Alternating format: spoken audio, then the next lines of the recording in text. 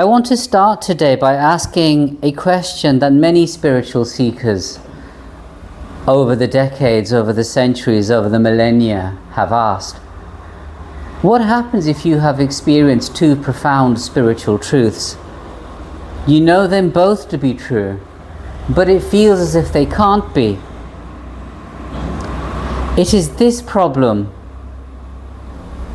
that this man faced. This is Father Henri Le Saux, a French Benedictine monk who became better known as Swami Abhishekitananda.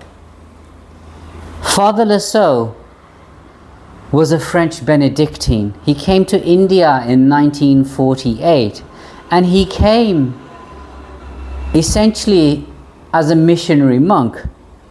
He wanted to understand India, but he also wanted to spread the message of Christ. He lived for many years in Tamil Nadu.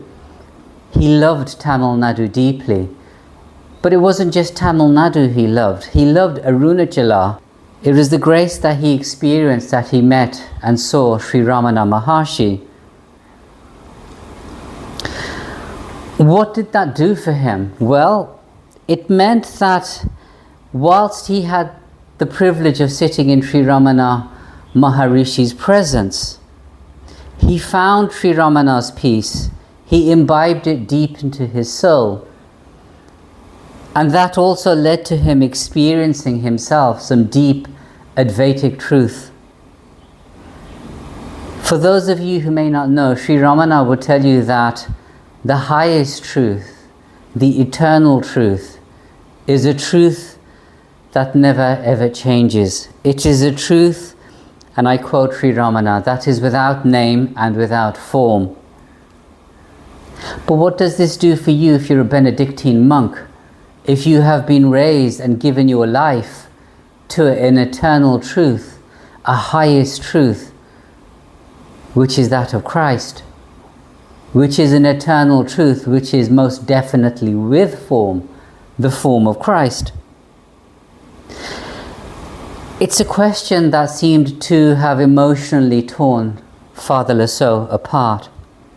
In a diary entry that he wrote in 1953, he said this: "What does it mean, this agony of having found one's peace far from the place and form of one's own original commitments?" What he was referring to was the fact that he had sat in front of Sri Ramana. He had found a peace. He had found a truth. But yet that truth that he had discovered had caused him an immense agony because it required him to reassess on the most fundamental level what was his relationship with Christ. I'll give you a spoiler now. He resolved that tension within his soul just before he died. But for decades he carried that tension. How can he reconcile these two seemingly irreconcilable truths? I think what Father Le Saux showed us, what Swami Abhishekitananda, as he became known, showed us, is that these profound mysteries of life, they can go to the core of who we are. They define who we are. If his experience teaches us anything, it is the very core of our need to find out what it is that we are living for. But did he have to go through such agony in order to reconcile the truth of Sri Ramana and the truth of Christ? Did he have to endure so much pain within himself before he reconciled these truths? And it is here, it is at this point that I think Sri Aurobindo has something really profound to teach us. And it is here that I want to talk about the logic of the infinite. So let's talk about that. The logic of the infinite is a phrase that Sri Aurobindo has used in two of his principal works. He has mentioned it in Savitri, but I think the most detailed examination he has given is in this book, again, The Life Divine. The idea behind the logic of the infinite has for sure been explored elsewhere as well. It seems to me there are passages in the Synthesis of Yoga where he is referring to the same idea without naming it. But it's an important one. So let's have a look at this idea and see what it has to say to us. I mentioned that he discussed it in the Life Divine. One chapter in particular called Brahman, Purusha, Ishwara. Let me give you a quote from that chapter. Sri Aurobindo said this: "If it is to be of real service, the intellect must consent to pass out of the bounds of a finite logic and accustom itself to the logic of the infinite. On this condition alone, by this way of seeing and thinking, it ceases to be paradoxical or futile to speak of the ineffable." So that's what he had to say. It's quite a dense couple of sentences that I've read to you there. So let's unpack it a little bit. And I think there are maybe 3 ideas within this little short passage that we can highlight. The first thing I think we can say is that Sri Aurobindo is telling us that your intellect can't get to the deepest mysteries. It doesn't really matter how clever you are. You are never going to be able to resolve the paradox that Father Le Saux experienced. The deepest mysteries of life require something else. So that's the first thing that Sri Aurobindo says. The intellect must consent to pass out of the bounds of the finite logic. It has to accept that it's just not up to the task. But that by itself is inadequate, because Sri Aurobindo is also telling us something else here. He's telling us that the intellect still plays a role. He's not saying forget the intellect. He's not saying that to understand the deepest mysteries of life, you have to forget the intellect. He just says that it needs to find its proper place. It needs, to quote Sri Aurobindo, to accustom itself to the logic of the infinite. It needs to get used and embrace something bigger than itself. If it can work with something bigger than itself, then it can be a very valuable truth. So that's the second thing that Sri Aurobindo is telling us. And finally, what is it that he's saying that the mind, or the intellect rather, has to work with? Well, he's called it the logic of the infinite. And that in itself isn't that helpful, because it's a figurative term that's describing a way of looking at the world. And it is this that we need to understand. Well, what does Sri Aurobindo mean? Within the same chapter, Sri Aurobindo told us that the logic of the infinite is a greater reason, a greater logic than the mind is capable of. So it's a way of thinking, but it's a way of thinking that your mind can't quite handle. It needs to work with something else. It can simply, this logic of the infinite, handle more data. In its most complete phase, maybe we can say it can handle all data and all perspectives possible. But he tells us something else about this logic of the infinite, which kind of breaks down the idea of what we think thinking means. We think of thinking, the work of the intellect, as a work of ideas. But Sri Aurobindo seems to suggest that once you get to this higher level of trying to work things out, this greater reason, it's a method of seeing now. He calls it a direct and unbound vision. So we're trying to work something out by seeing, not just trying to work out dry ideas. And that also is the truth that Sri Aurobindo wants to tell us, that to understand, to see, is a greater and profounder method of understanding than to think. So this is what the logic of the infinite is. It's a greater way of seeing the world, or the greater way of trying to see what Sri Aurobindo calls the truth of the reality, to see the truth of the reality. And that, in essence, is what the logic of the infinite is. It's a way of trying to see deeper from a higher perspective. So if we have now at least a basic idea of what this logic of the infinite is, it's a way of seeing something from a higher perspective. Well, what happens then? What happens if you could see from a higher perspective?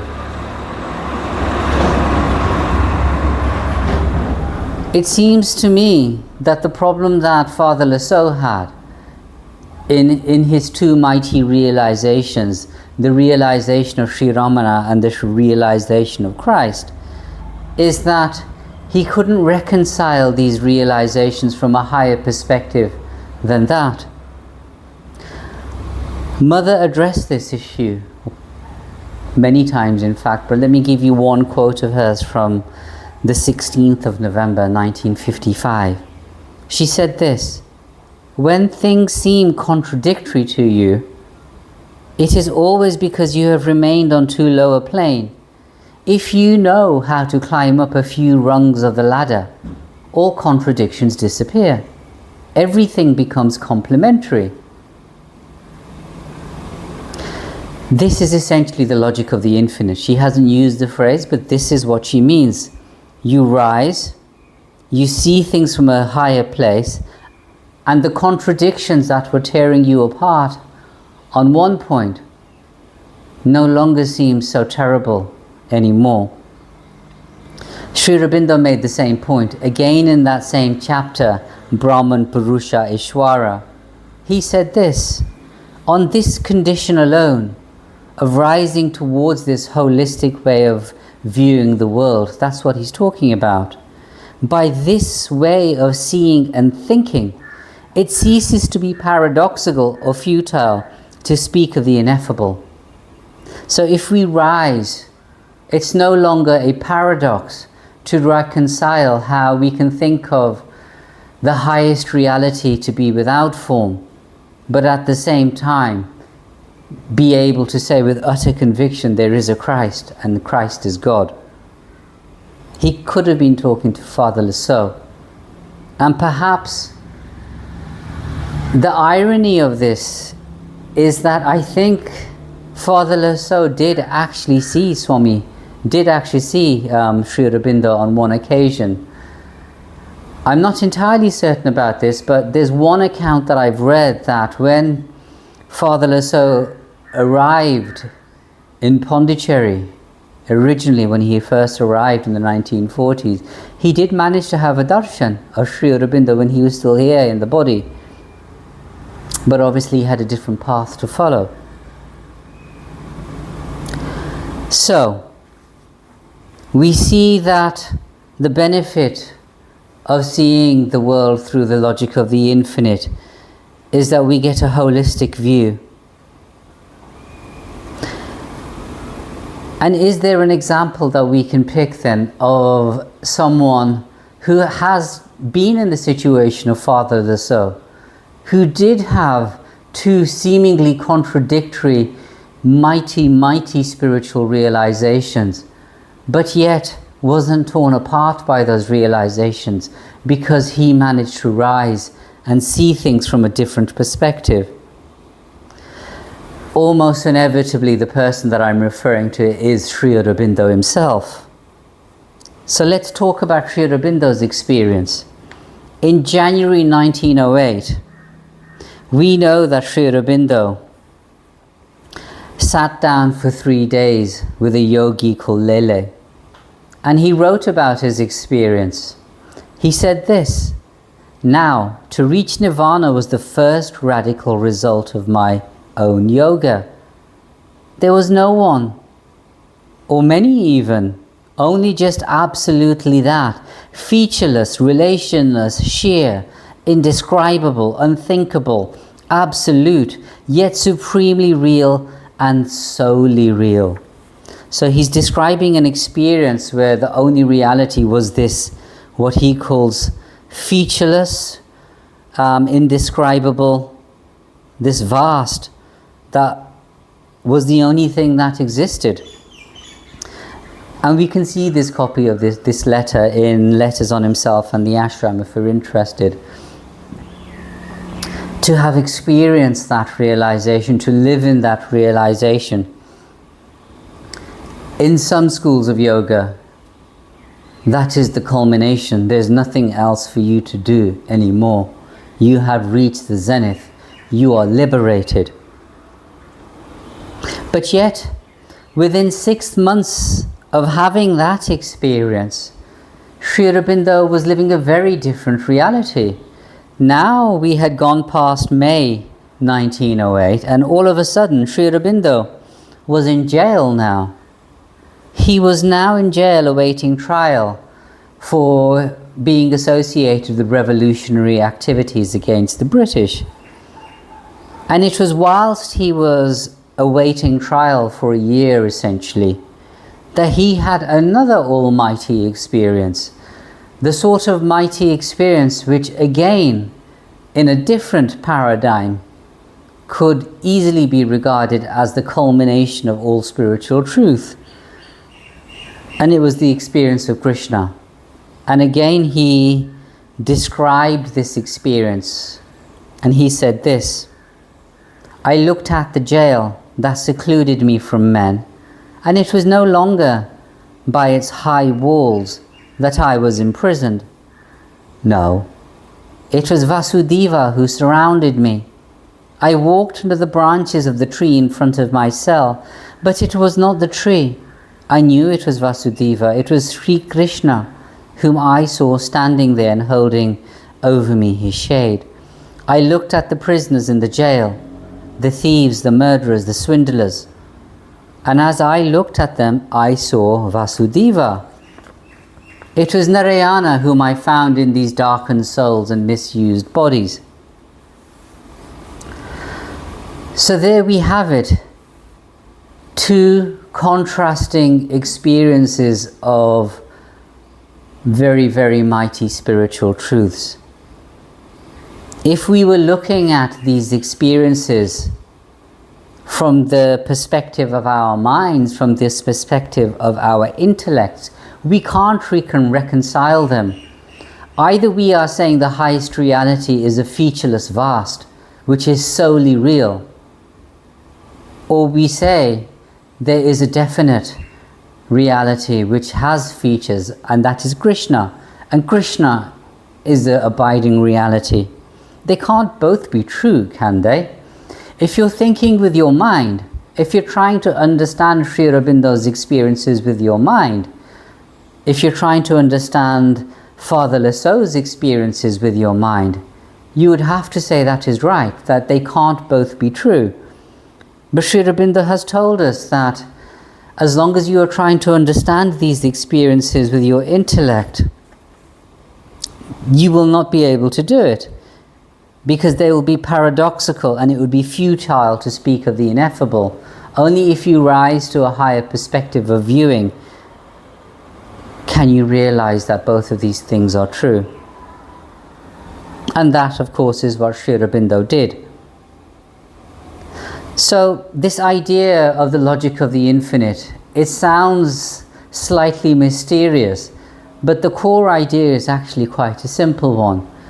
Is to acknowledge the possibility that two seemingly irreconcilable truths can both be true, and then try to give ourselves the task of rising to a perspective from which we can see the truth in both of them.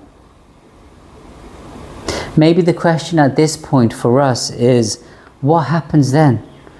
What is the benefit of this greater seeing, this greater reasoning, this logic of the infinite?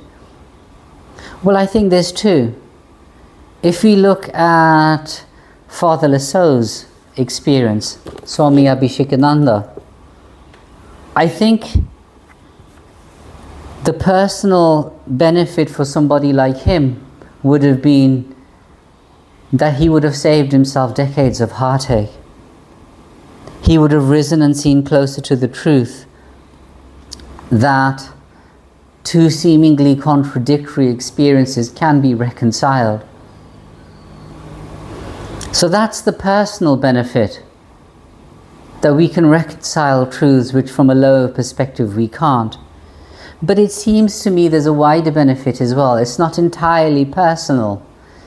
Even without experiencing this higher way of seeing, if we can accept that there are truths that we don't experience personally, if we can accept, for example, that there is the truth of Krishna, even though perhaps we have been raised to believe that there is a truth of Christ only, well, what would that do? Surely it must relate to society somehow. If we can open ourselves to the possibility that there are truths that we haven't experienced, but they are equally true, then it must lead to a spirit of tolerance and greater compassion in society.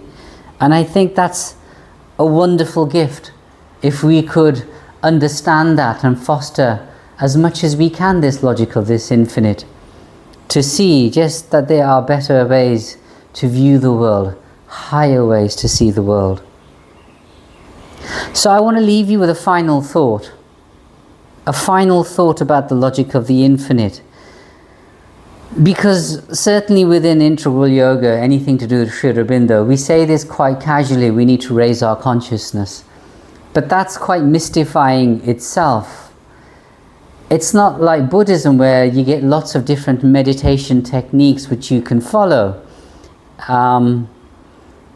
So the question is there anything that we can practically do? Has Sri Aurobindo given us any hints on how we can work on fostering this logic of the infinite? And I think he has. So I will end this short talk by just pointing out one hint that he has given. And it's a hint that he's given in the Synthesis of Yoga. And he said this: philosophy not only purifies the reason and predisposes it to the contact of the universal and the infinite, but tends to stabilize the nature and create the tranquility of the sage. And tranquility is a sign of increasing self-mastery and purity. Well, what does that mean? I think what Sri Aurobindo is saying is that if you can force yourself to think about these issues, to think about the possibility that we can think of the world, we can see the world in a different way, that we can think about these philosophical ideas, just the process of pushing yourself to understand that there is a different paradigm in which we can live.